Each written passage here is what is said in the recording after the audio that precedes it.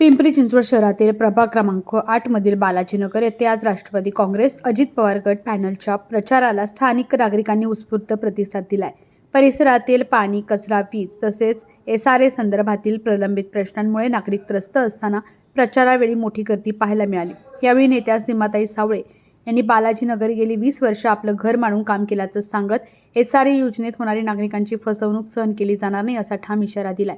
येणाऱ्या निवडणुकीत याच मूलभूत प्रश्नांवर प्रचार केला जाईल असंही मत इच्छुक उमेदवार तुषार गेले 15-20 वर्ष झालं या भागाचे मी पालक म्हणून इथं काम करते आणि या लोकांचं प्रेम आहे माझ्यावरचं।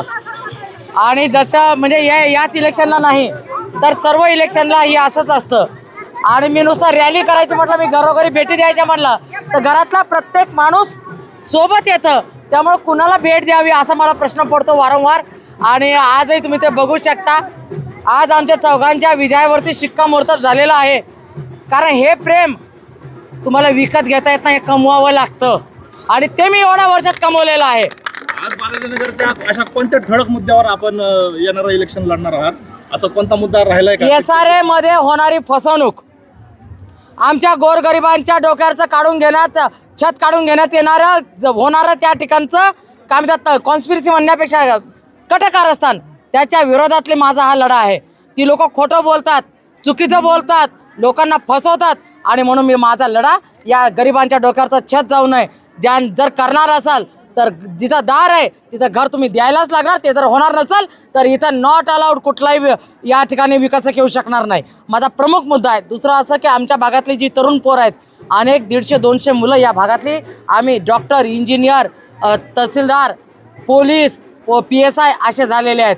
हे या भागाचं यश आहे। 2007 नंतर या भागाची मी कमान सांभाळल्यानंतर कोणी काही म्हणतं विरोधक टीका करतीलच, पण मला माहीत आहे आज रात्री 2 वाजता सुद्धा माझ्या वस्तीतली बाई बाहेर फिरू शकते का नाही? तुम्ही इथं असलेल्या कुठल्याही बाईला विचारा, ती बाई सांगाल माझ्या वस्तीत ती बिंदास्तपणे फिरू शकते।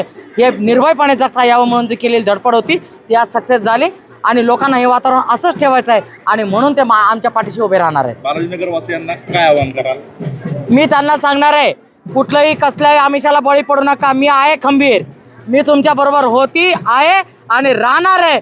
तुम्ही फक्त माझ्या बरोबर चला, ती वाट आपल्या माझी एकटीची नाही, तुमची आमची सर्वांची आहे आणि म्हणून त्या ठिकाणी जायचं। आज भेट दिली आहे, बालाजीनगर एवढा आनंद आहे, आपल्या समोर जनसागरण उभा राहिलाय, काय भावना आहेत, काय आनंद आहे? काय ना, ताईंचं इथं काम आहे, आज ताईंचं हे आज काम आहे, काम बोलतं, ताईंच्या आशीर्वादाने आमचा अख्खा पॅनल निवडून येणार, एवढंच बोलून जास्त बोलणार नाही। चला।